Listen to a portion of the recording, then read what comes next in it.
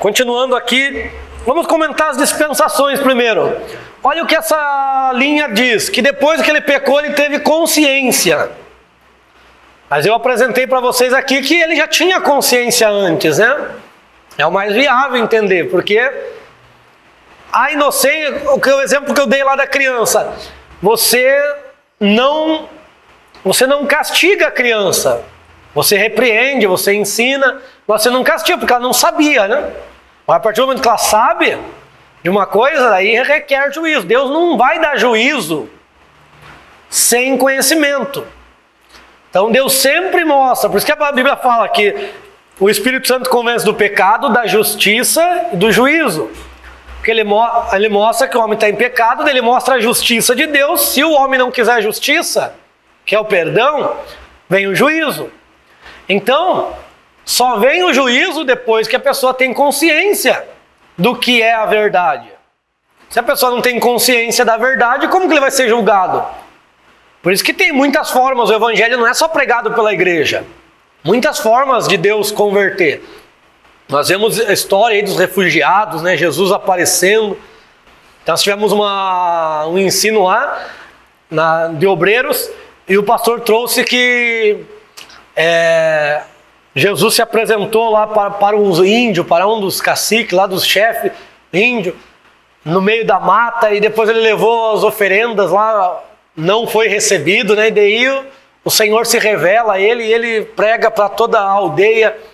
Ninguém pregou para ele, um crente foi lá e pregou. O próprio Senhor, porque Deus tem as suas maneiras. A gente acha que a igreja é a única que prega. Não, isso é um erro que nós criamos, né, na teologia, que a igreja é o agente. Deus não se revela de outra forma a não ser pela igreja. Isso é prender Deus. Se Deus estiver preso a isso, Deus não é Deus, né? Então Deus tem as suas maneiras. Se nós não, por isso que Jesus disse, eu posso suscitar filhos de Abraão dessas pedras. Deus pode suscitar, né? Então se vocês não clamarem, as pedras clamarão. Então Deus tem as suas maneiras, irmão. Deus não está preso a nós. Ele conta conosco. Agora, se nós não quisermos fazer a sua obra, Ele tem a sua multiforme maneira de agir. Tá, então aqui depois diz que a consciência, o governo humano surge ali com os governantes das cidades, que vão criando as cidades. É um período anterior ao patriarcal, né? Que coloca como essas clãs. Aí depois vem o período patriarcal, Abraão, Isaac, Jacó. Depois vem a lei através de Moisés. E depois a graça, através de Cristo. E a última, a sétima, seria milênio. Então essas são as 7 dispensações, a partir lá dos estudos de Darby, Scofield, e que nós temos hoje dentro do campo teológico, que em algum momento você vai aprender sobre isso em todos os cursos teológicos tem. A outra forma é a aliança que Deus fez no Éden. Eu vou colocar aqui, né? Que esse aqui está melhor. Então nós estamos com Adão, adâmica ou edêmica, lá está como Éden, né? Deixa eu ver aqui. Lá está com... Não, está adâmica também. Alguns colocam edêmica, né? Do Éden. Adâmica, está lá o 28, frutificar, que Deus abençoou o homem para ele multiplicar. Isso é uma aliança. E a de restauração, que da semente da mulher iria nascer um que esmagaria. Então essa é a aliança que Deus fez com o homem, né? Com Adão. Adão, irmãos, não é só o homem também. Adão é o representante de todo o ser humano. Tanto é que a palavra Adão serve tanto para nome como para ser humano. Certo? Noética, aliança que Deus faz com Noé de não destruir mais a humanidade através das águas do dilúvio. Certo? Nós temos a abraâmica, abençoarei os que te abençoarem. A aliança que Deus fez com Abraão, né, de abençoar todas as famílias da terra. Então nós recebemos essa bênção de Abraão também, né? Então ali foi uma promessa que Deus fez, que a geração de Adão, a família de Adão, a linhagem de Adão iria abençoar todas as terras. E aí nós temos as dispersões, depois nós temos o evangelho. Nós temos ali a mosaica, né? Aliança que Deus fez com Moisés, a entrega da lei, né? Ao entregar a lei, uma aliança. Êxodo 19 é exatamente essa parte que eles vão receber a lei. Aí depois tem a davídica aliança que Deus faz com Davi de perpetuar o seu trono, que o seu trono nunca haveria deixar de ter descendente. Tanto é que Cristo vem da linhagem de Davi para perpetuar essa promessa, né? E a promessa que Deus faz, irmão, ele não revoga. Então pode não cumprir-se em uma geração, mas cumpre em outra. Daí nós temos a israelita, difere da mosaica, né? A mosaica através da lei, a israelita é que Deus fez com Israel. E a aliança que Deus fez com Israel é que ele colocaria um coração de carne, né? Ele iria transformar Israel. E que de Israel sairia a lei, né? De Sião sairá a lei. Então a israelita mostra que Deus tem um pacto perpétuo com Israel. Então Israel nunca vai deixar, Deus nunca vai deixar de ter esse pacto. E aí criaram, né, a teoria da substituição. Que a igreja substituiu Israel. Não, irmãos, Israel tem um pacto, uma aliança com Deus, e Deus vai dar fim a esse pacto. Agora Deus fez uma nova aliança, através de Cristo. Daí vem a aliança cristológica. E entrar nessa aliança é uma dádiva muito grande. Nós teremos dádivas gloriosas, né? Que veio para Israel e para os gentios. Daí você vai ver, pegar os escritos de Paulo, dos dois povos fez um só. Dos judeus e dos gentios, Deus formou a igreja. Certo? Mas a lei Deus não revoga. Certo? É importante eu dizer, porque pregaram muito tempo isso, que a graça veio para substituir a lei. Sempre houve graça. Graça é um atributo de Deus. Deus criou o mundo através da graça também. Porque é um dos atributos. Tudo que ele fez foi pela graça. No Éden tinha a graça de Deus. Antes da lei tinha graça. Na lei tem graça. A palavra para graça é recede. Por que muitas vezes teologicamente não perceberam isso? Porque a palavra recede, do hebraico, nas nossas Bíblias está traduzida na maioria das vezes por misericórdia. Então daí não entenderam, mas a palavra significa graça. A graça não deixa de ser a misericórdia atuando, né? Não está errada totalmente. Mas, por exemplo, achou graça em Abraão, né? Em Noé. Então a graça de Deus estava presente em todo o tempo. A graça não veio simplesmente depois de Cristo. Depois de Cristo é que tem graça. Não, já existia graça. Agora, por intermédio de Cristo, a graça vai, vamos dizer assim, vai se manifestar de forma extraordinária na pessoa de Cristo. Aí tem um texto muito interessante em João. Olha lá, João 1. Que daí a maioria das traduções deu a entender que a lei, que a graça só veio por causa de Cristo, né? 1,17, porque a lei foi dada por Moisés. Depois eu vou colocar o texto aramaico para os irmãos. No aramaico está melhor. Eu coloco lá no grupo, tá? Eu acabei não trazendo aqui, devia ter trazido. Porque a lei foi dada por intermédio de Moisés, mas a graça e a verdade vieram por intermédio de Cristo. Então esse texto eles interpretam que a lei é uma coisa, a graça é outra. Mas não, quem está dizendo simplesmente aqui? Que a lei foi dada a Moisés. Só que o aspecto da graça e da verdade que estava envolvido na lei, Cristo veio e trouxe explicitamente, de uma forma extraordinária.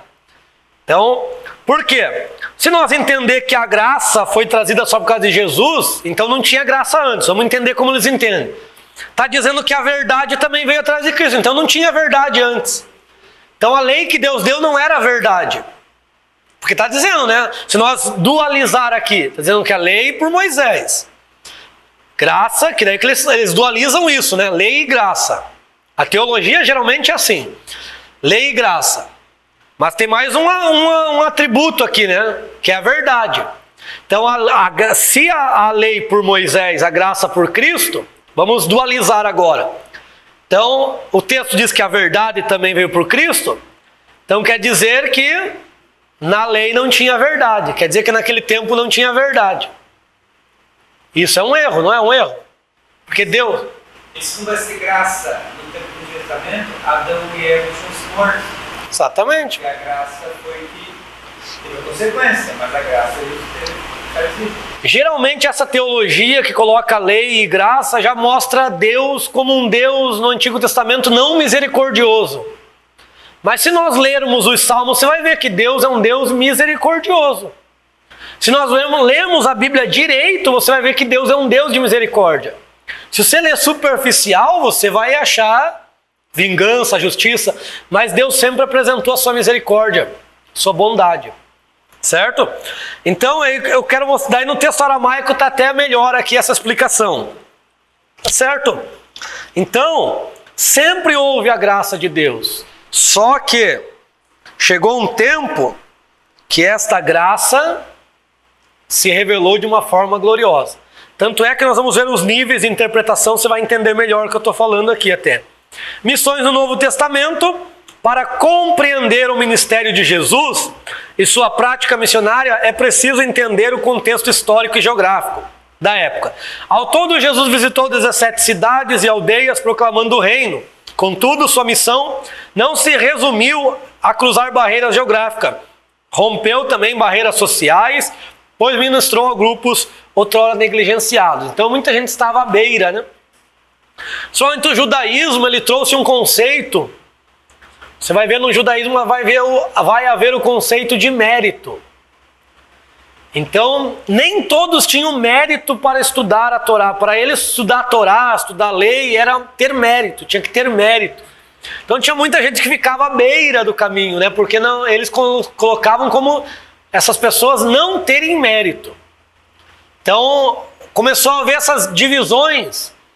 A mensagem não era todos que tinham oportunidade de conhecer. E aí Jesus vem para justamente mostrar que a palavra, na verdade, tinha que ser para todos, e não para um grupo específico. Não é só para fariseu, não é só para doutor da lei, não é só para saduceu.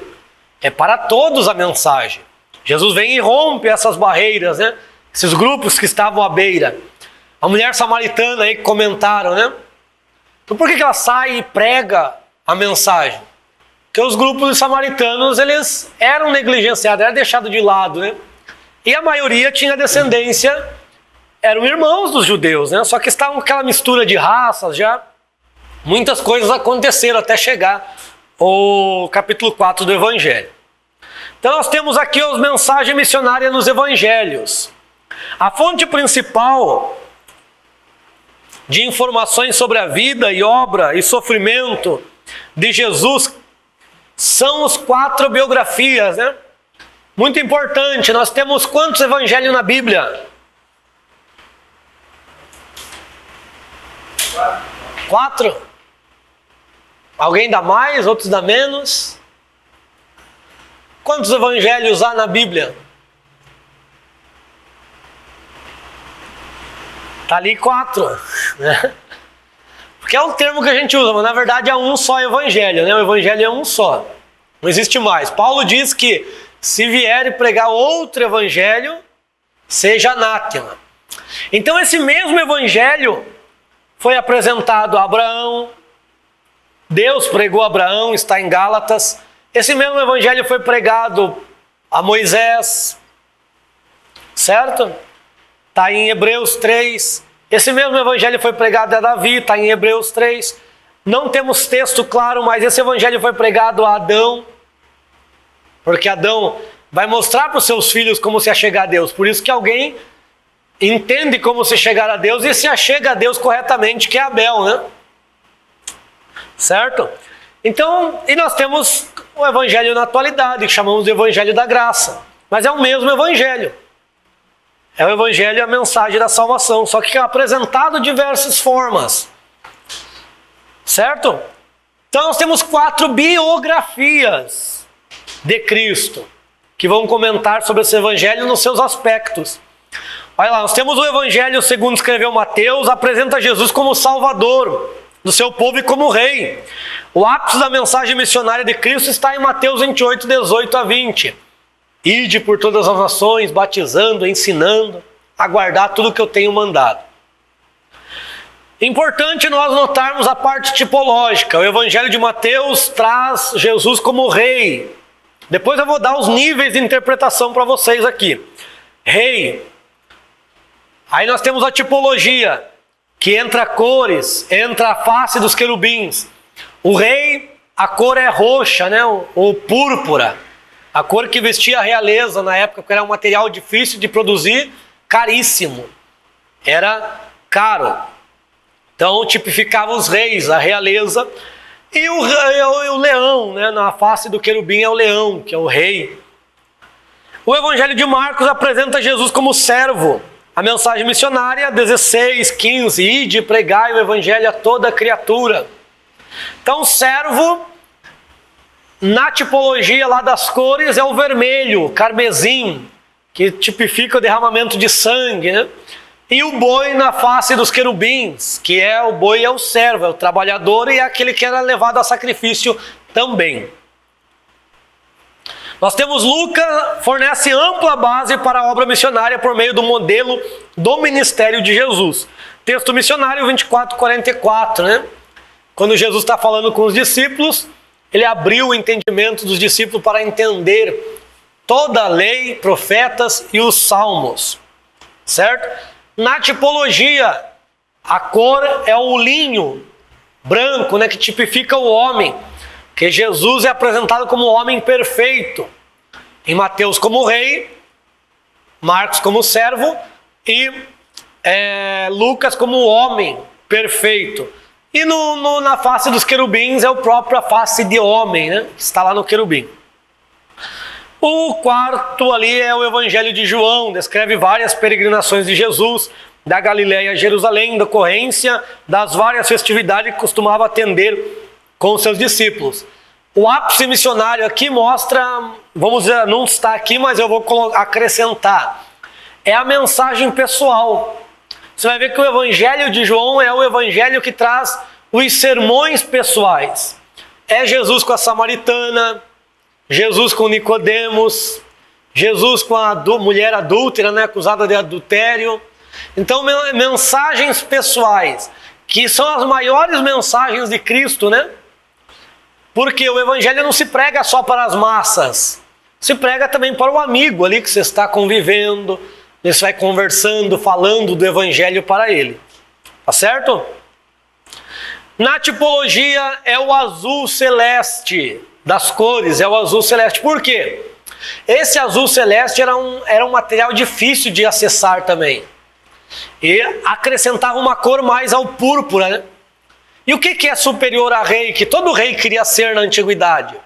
Todo rei queria ser adorado como Deus. Então se acrescentava na cor púrpura e derivava esse azul celeste aí.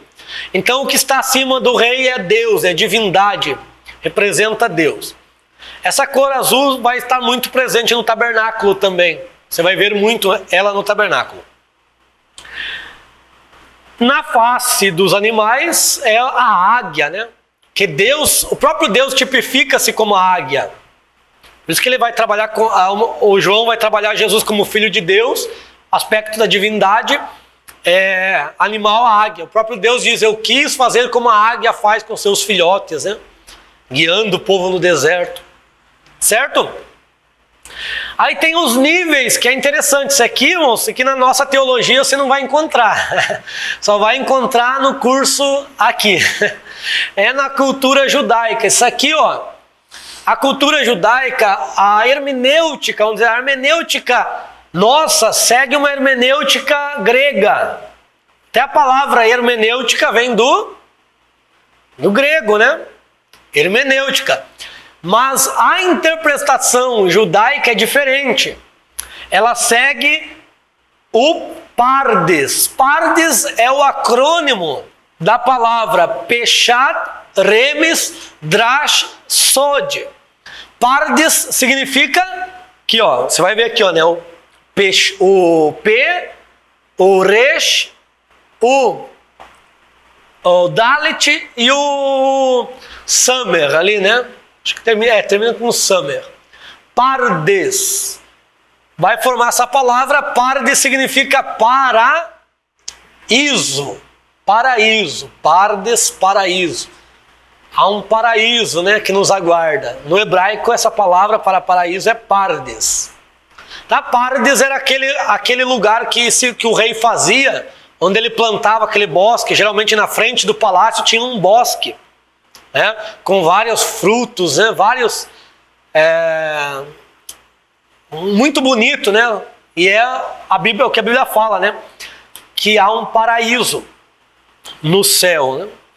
Própria cidade que João vê, né? Ele vê o rio, ele vê a árvore da vida. Então ali é o Pardes, né? Ali é o paraíso. Peshat. O que é Peshat? É o simples. Aponta para o sentido literal de um texto bíblico. Estavam comentando, e era necessário passar por Samaria. Se eu falasse, irmãos, havia uma necessidade de Jesus passar por Samaria. Eu estou explicando o que o próprio texto diz, né? Havia uma necessidade, mas o próprio texto já disse isso. Era necessário passar. Então, qual que é o nível disso? É o nível Peshat, é o nível simples, é o nível claro, é o nível literal, é aquilo que você consegue captar simplesmente. Aí tem outro nível, que é o remes, que é insinuação, dica, a compreensão das escrituras por meio de inferências, deduções, certo? Então, inferência, deduções. Drash é investigação, procura, interpretação através dos sentidos alegóricos, tipológicos ou homilético do texto. Sod é um mistério, segredo, é o nível mais elevado. Entendimento dos segredos, dos mistérios ocultos no texto. Então, o texto bíblico, ele pode ter esses 3 níveis. Ou melhor, ele tem os 3 níveis de interpretar. Por isso que sempre aparece alguém interpretando diferente, muitas vezes por causa dos níveis. Por exemplo, tem coisas do nível Sod, por exemplo, desse nível aqui, ó, que se você for falar para a igreja, eles vão dizer que você está falando heresia. Eles não vão receber. Porque tem pessoas que só vão ficar nesse nível. Esses dias eu falei uma mensagem sobre dízimo lá na igreja, e eu foram falar lá na sede, lá para o pastor, que eu era contra o dízimo. Porque eu trouxe o sentido dentro de não era nem nível Sod, não era nem esse nível. Mas eu trouxe o sentido de que significava literalmente, era um nível Peshat. Você vê como a nossa igreja está bem fraca de conhecimento bíblico. 90% da igreja, ele é crente pelo que ele ouviu falar, não porque ele leu na Bíblia. E se você apresenta algo, na verdade eu trouxe neste nível aqui, ó, mas era para ser neste nível. Fica nesse nível para a igreja, mas é um nível básico. Por quê? O que eu trouxe é o que está escrito nas escrituras. É o que está lá, só que só leem um texto para dízimo, né? Daí esquecem de ler a base. A base dele está em Números. A base dele está em Levítico. É por isso que eu digo que é procura, investigação na própria Bíblia. Aí você coloca e apresenta, eles não acreditam. Não acreditam na própria Bíblia porque a religião trouxe algo sobre isso. Isso é um aspecto. Existem vários. A religião ensina uma coisa, mas a Bíblia ensina outra. Por isso que nós temos que ir para a Bíblia sempre, né? Certo? Olha ali, ó. Por que 4 evangelhos? Porque os 4 evangelistas escreveram nesses 4 níveis. Nunca te ensinaram isso, né? Você sempre vai ouvir que, ó, Mateus escreveu para os judeus, Marcos para os romanos, Lucas para os gregos e João para a igreja. Assim que nós aprendemos, né? Eu já ensinei isso e vou continuar ensinando porque é uma verdade. Mas agora deixa eu te dar um conhecimento Sod aqui. Deixa eu te dar uma outra explicação muito interessante do porquê 4 biografia. Peshat, nível simples. Quem que escreve de forma simples, clara, objetiva? Marcos. Então pode colocar aí, ó. Peshat, Marcos. Marcos é o objetivo. Você vai ver que ele não explica muito. Ele fala que Jesus fez isso, fez aquilo. ele escreve de forma clara. Remes, insinuação, dica. Lucas escreve dentro, ele faz essas insinuações acerca, ele faz inferências e deduções. Lucas. Mateus escreve no nível drash, interpretação através de sentidos alegóricos, tipológico, homilético. Por isso que Mateus vai usar muito o Antigo Testamento. Porque ele vai explicar, ele vai dar o sentido alegórico de Cristo como rei, como Messias. Certo? E sode, mistério, segredo, João. João entra neste nível. É o nível mais elevado. Por exemplo, quando João diz assim, ó, no princípio, vamos ver só um pouquinho ali, ó. Vamos explicar aqui. Quando João escreve, no princípio era a palavra. E a palavra estava com Deus e Deus era a palavra. Essa palavra, no aramaico, é a palavra minha. Para nós, chegou do grego como logos. Aí o logos é muito raso até. Até existe lá um filósofo, 500 anos de Cristo, que fala sobre o logos como sendo a personificação. É muito interessante o grego, mas o hebraico acaba sendo mais interessante ainda. Porque esse minha, essa palavra, o que é a palavra? Daí para nós traduzir como verbo também, mas vamos usar o termo palavra. O que é a palavra? Quando o judeu, quando o hebreu lá falava de palavra, o que era a palavra de Deus para eles? Era a Torá. Então era a palavra que Deus deu para Moisés. Isto era a palavra. Tanto é que essa palavra, esse minha, é a palavra viva. Até tem traduções que colocam, no princípio era a Torá viva. Porque Jesus é a personificação da Torá, da lei. Por isso que Jesus não veio revogar, ele revogaria ele mesmo. Ele veio para viver a Torá, por isso que a personificação da Torá. Olha só, isso em um nível simples você não consegue entender, só vai entender de palavra. Por isso que é um nível mais elevado. Jesus é a própria Torá, por isso que ele é a verdade e a graça, porque na Torá existia graça e verdade. O que Jesus disse lá para aqueles fariseus que estavam dando o dízimo do coentro? Ele dizia assim, ó, façais isso, mas não omitais as principais, né? Que é a verdade, a misericórdia, a justiça. Misericórdia ali é graça.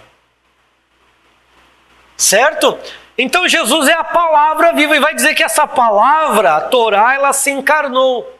Ela tabernaculou, ela encarnou. Ou seja, a palavra se tornou carne. A Torá, Jesus como sendo a Torá, Jesus veio mostrar qual que é o sentido real.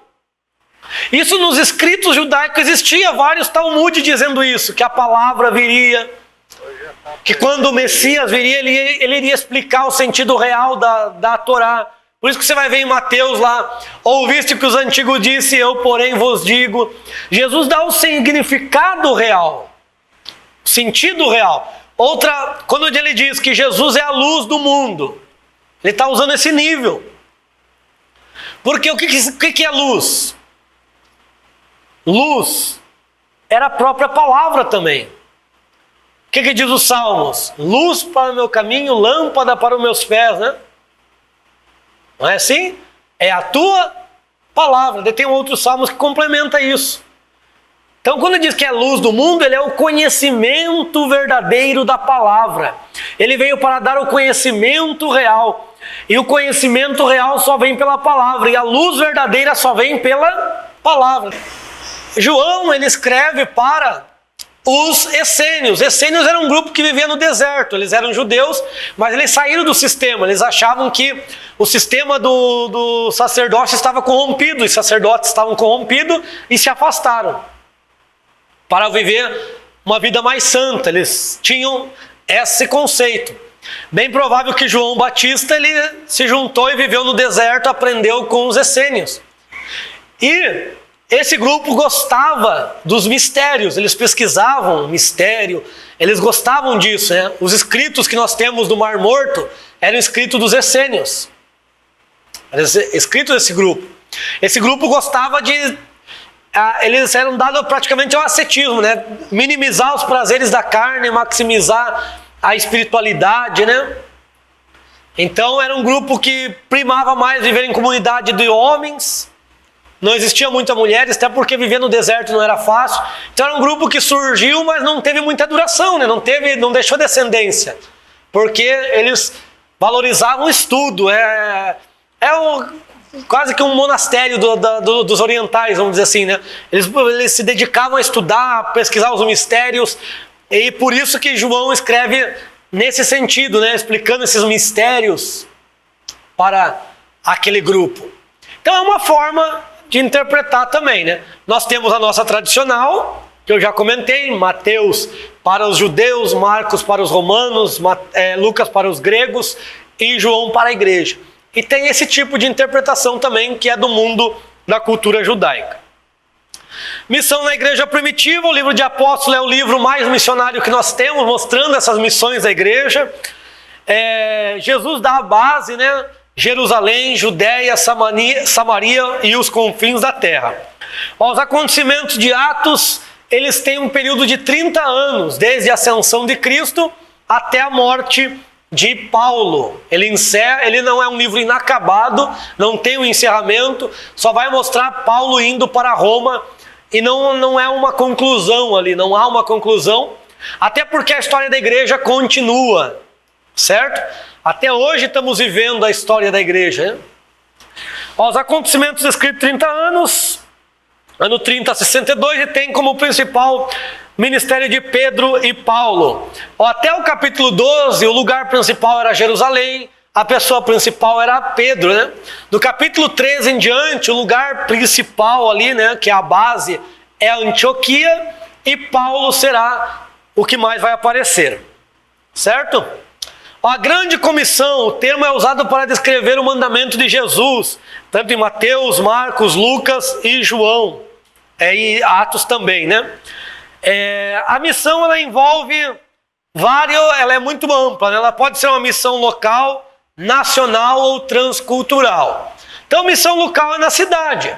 Você criar aqui um projeto e pregar o evangelho é uma missão. A gente fala que a gente usa mais o termo evangelizar, né? Geralmente, quando é local, a gente usa o termo evangelizar. Mas é uma missão, é porque você está cumprindo o ID de Jesus. Você está cumprindo a missão que foi lhe dada. Pregar o evangelho é uma missão.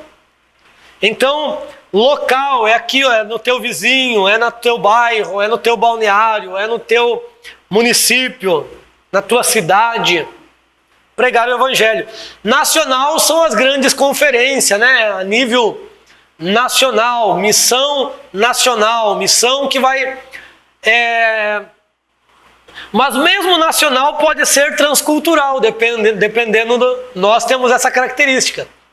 Por exemplo, se for fazer uma missão em tribos indígenas, você tem que aprender a cultura, né? Você vai uma outra cultura, as tribos indígenas. Então, você vai entrar, você vai ter que aprender aquela cultura, até você ser recebido naquela cultura não é fácil, porque eles não é todas as pessoas que eles confiam, né? Então não é fácil pregar para esse grupo. Precisa-se conhecer, viver com eles, é muito importante. Tem o nosso pastor presidente, ele tem alguns missionários lá para Manaus, para aquelas regiões, e ele diz que não adianta nós ir lá pregar, não adianta enviar missionário nesse sentido de ir lá pregar. Pode ter um camarada que conheça mais de Bíblia possível, eles não recebem.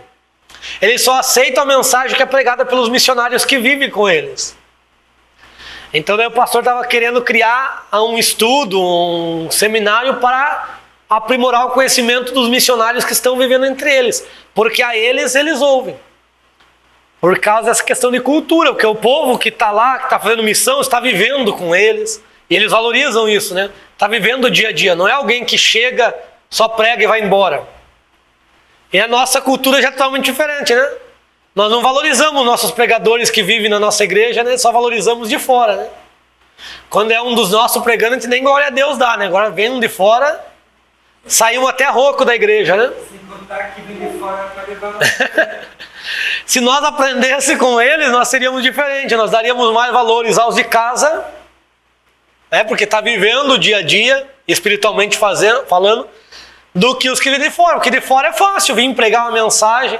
Se você elaborar bem um sermão, é a coisa mais gloriosa que tem.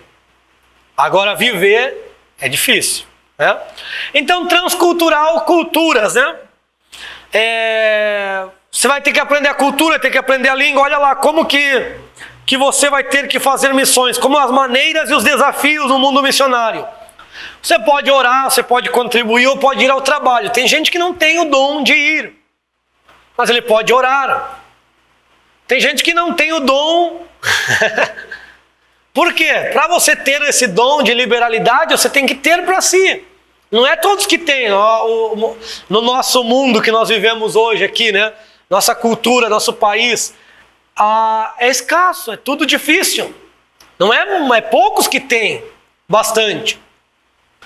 Então, mas não é por causa disso que você não pode fazer missão. Se você não tem para contribuir, você pode orar pelos missionários, orar por quem contribui, orar para Deus levantar contribuintes, certo? É uma forma, porque no mundo espiritual isso conta muito, né? É um apoio glorioso, é uma cobertura, né, espiritual muito grande, né? Orar pelos missionários, contribuir para missões é muito importante e trabalhar, né? Tem aqueles que vão receber esse chamado. Qual os desafios que o missionário vai encontrar? Ele vai ter que fazer sacrifício, ele vai ter que fazer a renúncia de muitas coisas, né? Então isso é um sacrifício. Teve gente que renunciou faculdade, renunciou empresa, como eu falei, renunciou muitas coisas para ir fazer a obra que Deus havia chamado. Contexto estrangeiro, você tem que aprender a cultura, vai ter que aprender o idioma, aprendizagem de idioma. Tem gente que quer ir para pregar em tal idioma, tal cultura, tem um chamado. Tá, se tem um chamado para lá, então vai se preparar, porque não é só ir. Tem um preparo muito grande. Eu lembro de um pastor que deu um testemunho que tinha um irmão que disse que tinha um chamado para ir pregar em uma certa região que tem colônia aqui no Paraná. Acho que deve ser alemão, deve ser alemã. Falou, se tem esse chamado para essa região, que tem essa cultura, então vamos fazer o seguinte, você vai em tal aldeia, tal colônia, vai lá, prega para eles. Pega para eles, aprende a cultura. Não, pastor, meu chamado é para um país tal. O camarada não quer nem pregar ali para quem tem essa cultura, mas tem a mesma língua. Como que ele vai conseguir pregar em um país diferente, numa cultura diferente, numa língua diferente? Então tem gente que acha que a missão é o glamour, né? De ir para outra nação. Não, tem que aprender. Né? Tem que aprender a cultura, tem que aprender. É um sacrifício. Tem um pastor que veio dar um IBO para nós ali. Ele é um pastor em Paranavaí. O nome dele não vou lembrar agora, mas ele é chamado pastor dos haitianos. Ele tem os cultos lá dos haitianos e diz que os haitianos são tremendos, né? Eles começavam o culto das 5 às 7, 2 horas. Daí começaram a falar para ele, pastor, quando o negócio começa a ficar bom, acaba o culto, que daí vem os brasileiros, né? Acaba o culto, dá para aumentar mais 1 hora. Daí aumentaram, né? Das 4 às 7. Aí eles, passou o tempo, pastor, quando começa a ficar bom o culto, nós temos que acabar. Então vamos colocar mais 1 horinha, das 3 às 7 o culto deles. Aí passou o tempo, pastor, tá difícil o negócio, quando o culto começa a ficar bom, acaba. Aí colocou mais 1 hora, o culto deles vai das 2 às 7. São animados. Oi? Eles pulam, cantam, alegria, né?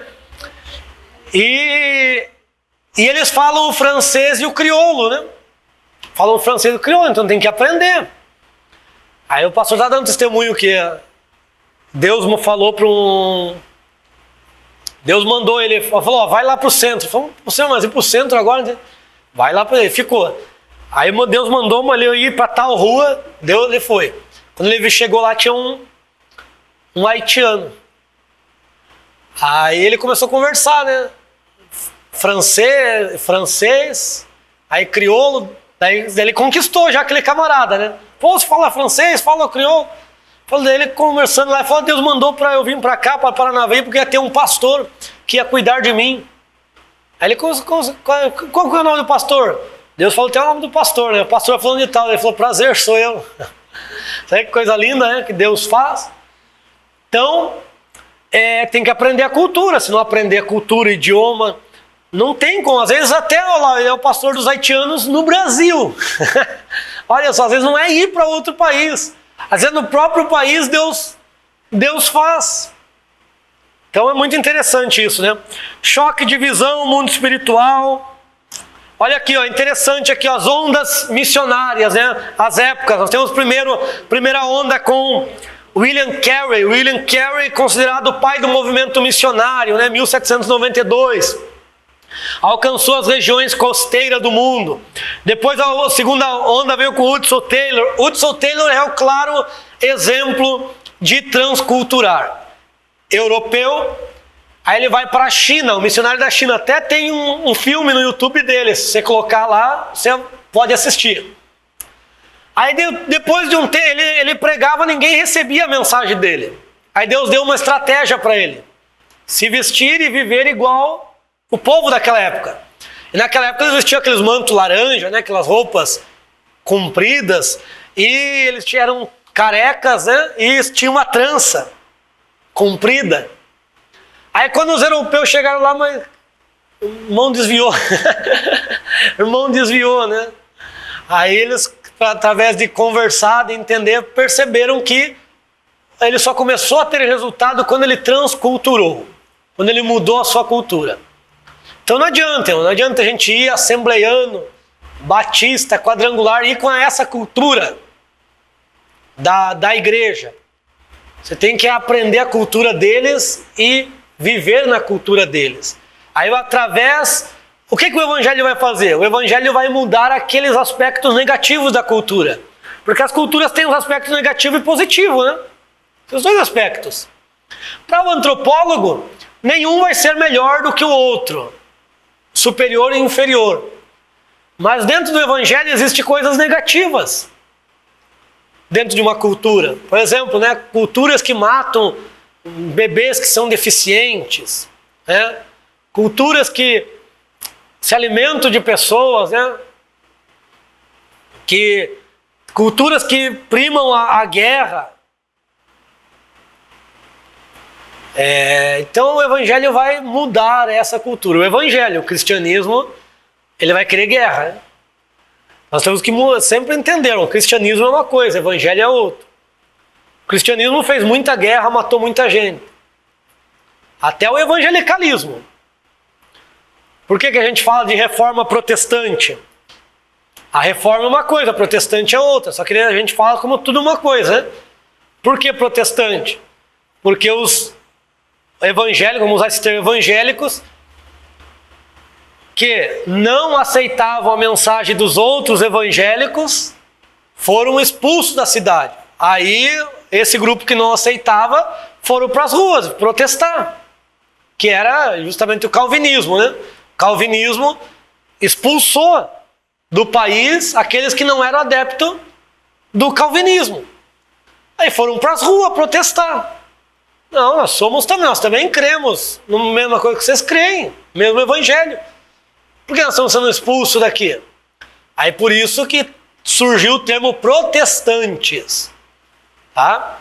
Então reforma, vai surgir esse termo na época de Martinho.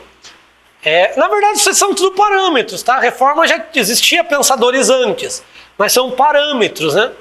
Aí a gente, hoje, olhando para a história atrás, a gente fala como reforma protestante, envolvendo todo esse evento.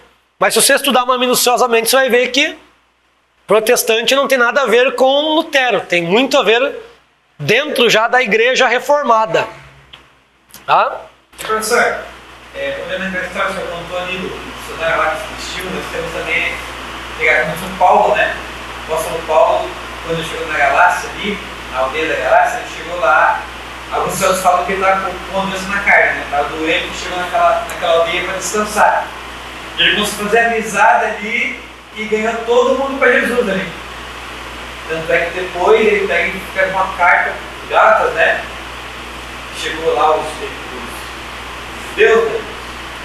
Daí ele não queria corromper ele chegou lá pregando a palavra. Isso. Mas ele se chegou para descansar naquela aldeia, feito um rio. E ali fez amizade com o povo e aproveitou e evangelizou. Paulo ele tinha essa graça, vamos dizer assim, ele tinha as 3 principais culturas daquela região. Ele era hebreu, então ele tinha a cultura judaica, ele era romano, então ele conhecia as leis romanas e ele, como um estudioso, ele também conhecia a cultura grega. Então Paulo, por isso que ele foi muito longe, né? Porque ele tinha as 3 principais culturas, porque pode ver onde que ele ia, ele procurava uma sinagoga. Sinagoga é exemplo que tem judeu. O judeu cria a sinagoga. Então, na maioria dos lugares que ele ia, tinha sinagoga. Então, tinha judeu. Por isso que ele diz, fiz-me de judeu para com os judeus, de grego para com os gregos.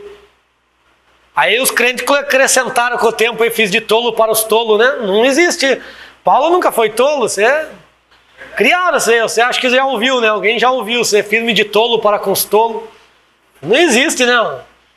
Se você é uma pessoa inteligente, um ser pensante, você nunca vai querer ser tolo. Né? Paulo era uma mente brilhante, como que ele ia querer ser tolo? Não, para com os gregos ele sabia a cultura, então ele sabia como portar-se dentro dessa cultura, na cultura romana, na cultura judaica. Então por isso que ele sabia, quando ele ia na sinagoga, ele mostrava Jesus dentro dos textos. Quando ele ia nas praças, ele pregava para os gentios. Então, para os gentios tem que ter uma outra abordagem, porque os gentios, eles não têm textos, não têm Torá, não têm rolo. Então, eles têm que pregar de outra forma. É a mesma coisa. Na igreja a gente prega uma coisa, né? A gente prega de uma forma, porque tem crentes, eles vão te entender. Lá fora você não pode usar o termo vaso, azeite. A pessoa vai achar que você está... Achar que você vai fazer um bolo, fogo, né? Fogo puro, fogo, azeite, vaso, o que é isso? Eles não entendem, né? Varão, né? Eles acham que é aqueles varão de prender cortina, né? Então você tem que saber a linguagem, o povo que você está ouvindo, para que haja recepção. Aí a segunda seguiu alcançando as terras desconhecidas no interior dos continentes. A terceira onda, o foco é a missões evangélicas dos países do mundo. A quarta onda, a ênfase agora nos povos e etnias da terra. Por exemplo, os povos não alcançados, a janela do 1040, né? Só que essa janela 1040 foi feita lá no passado. Hoje já pode ter mudado. Janela 1040, você pega aqueles países da Arábia ali, coloca ali uma 10 por 40, né? Se você pegar no mapa, você vai ver, fazer um retângulo. São os países que vai dar Afeganistão, Paquistão, aqueles países árabes que é bem difícil penetrar o evangelho, no Oriente Médio. Mas já mudou bastante, porque eu ouvi de uma anglicana, eles têm uma igreja no Iraque e diz que cresce muito, a cada dia está crescendo, a cada dia eles estão aumentando o número de membros. Depois eu ouvi um testemunho de um assembleiano no Iraque também, pastores dos refugiados lá do Iraque. Cresce muito. Então o evangelho, irmão, por isso que eu digo que o cristianismo não está chegando lá. As instituições, o glamour da instituição. Mas o evangelho está avançando muito, porque o evangelho nunca vai regredir. Ele sempre vai crescer. Jesus não está perdendo, irmão. Na China, né? China está crescendo muito. Esse mapa foi feito na China. Por que demorou? Eu comprei ele em 2017, eu comprei ele. Foi a pré-venda. Era para ser rápido a entrega, não era para demorar. Mas o que aconteceu? Por estar em língua também inglesa, ou no inglês, eles foram analisar. Como viram que era cunho religioso, né? E a China não aceita, né? Era cunho religioso, foi travado pelo governo. Aí demorou para ser liberado. E diz que as pessoas que estavam fazendo esse mapa lá na gráfica, eles começaram a ler conteúdo, porque o inglês é a língua falada em todo lugar. e começaram a se converter através daquele conteúdo ali. Então o mapa tem sido bênção desde a criação dele. Daí demorou por causa da pandemia e por causa dessa barreira aí que os chineses fizeram em relação ao conteúdo, por ser conteúdo de cunho religioso. Mas o evangelho lá cresce. Japão, todos os lugares o evangelho cresce. No Brasil nós vemos muita corrupção, mas não é porque a gente vê aqui corrupção, vê aqui pessoas se afastando, é que o evangelho está perdendo. O evangelho verdadeiro ele sempre está avançando em qualquer país, porque sempre vai ter aqueles verdadeiros que estão buscando a Deus. Amém? Aqui tem um grupo de verdadeiros, né? Glória a Deus. A chamada e o preparo dos missionários é muito importante, né? Chamada, primeiro, entender que missões não é glamour, né? Missões não é férias, missões não é passeio, missões não é conhecer os pontos turísticos do país. Missões tem que ter chamada, né? Existe a chamada universal, aquela que Deus faz para todos têm que pregar o evangelho, independente de qual região você esteja, mas existem chamadas específicas, que é para a mesma nação, só que em um lugar distante, uma outra cultura, porque no próprio Brasil nós temos várias culturas, né? Cultura sulista difere da nordestina, né? Da nortista. E existe também aquelas chamadas específicas para países diferentes. E para isso precisa um preparo muito grande. Qual que é o preparo para os missionários? Primeiro, o preparo, claro que tem que ser a base, o preparo bíblico e teológico. Porque se o missionário não tiver firmeza no conhecimento das doutrinas, ele vai ter um grande problema lá na frente. Somente em outras culturas, em outros países. Então a Bíblia tem que ter uma boa base bíblica, boa base de conhecimento. Espiritual, principal também, né? Espiritualidade, pessoa de oração, porque ele vai encontrar muitas dificuldades. Então ele vai ter que ter esse preparo psicológico, ele vai estar distante da família, da sua cultura. Então ele vai ter que ser uma pessoa muito equilibrada, né, emocionalmente, porque vai ter os momentos difíceis. Relacionamento, né? Ele vai cortar relações aqui, vai ser difícil. Até quem muda de país, enfrenta essa saudade, essa distância. Então vai acontecer isso com o missionário no mundo. E vai vir muita opressão no mundo espiritual em relação a isso, né? Para ele abandonar, para ele parar. Então tem que tomar cuidado. Tem que ser uma pessoa que também consiga se relacionar, né? Uma pessoa muito introvertida é meio difícil, né? Então o relacionamento tem esses dois parâmetros. E culturalmente, né? A pessoa tem que conhecer a cultura. Existem centros missionários que preparam as pessoas para a cultura. Por exemplo, esse pastor aí, ele conhece o francês, conhece o haitiano, o crioulo, porque ele viveu em um seminário. Então certamente ele se identificou com essa cultura e foi estudar. Aprendeu, então ele tem esses dois idiomas de conhecimento. Para ele se comunicar com essas pessoas é muito mais fácil do que qualquer outro pregador, por mais hábil que seja, de se comunicar. Primeiro que se ele não conhecer essas línguas, ele não consegue a comunicação. Então como que vai pregar o evangelho? A cultura é interessante também, porque você tem que conhecer a cultura, para você saber como a estratégia melhor para você agir.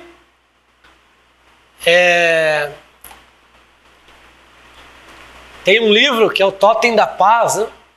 Ele fala a história de um missionário.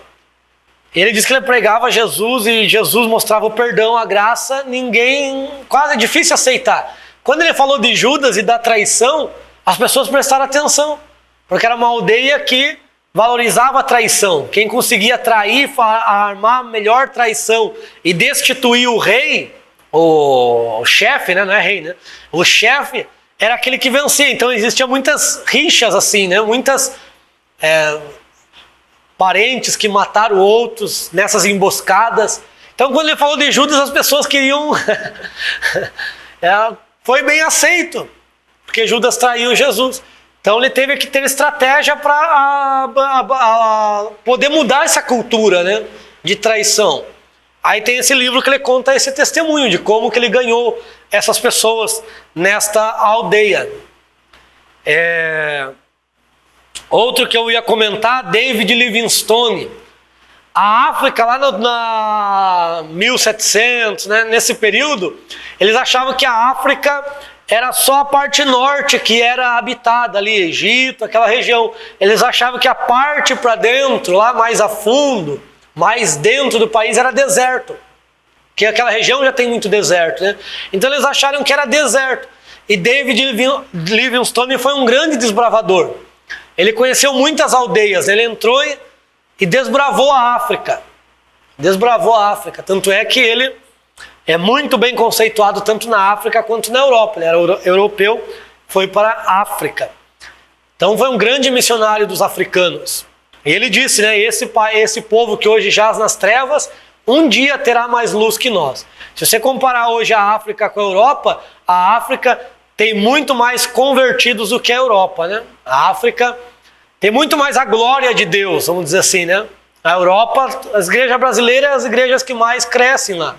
Mas a maioria dos lugares que foram palcos de avivamentos hoje não tem mais avivamento. Os europeus são mais introvertidos, né?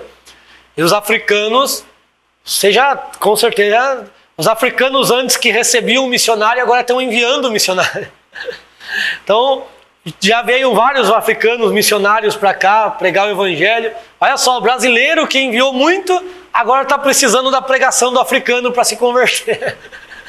Então observa que coisa interessante, né? É a missão, né?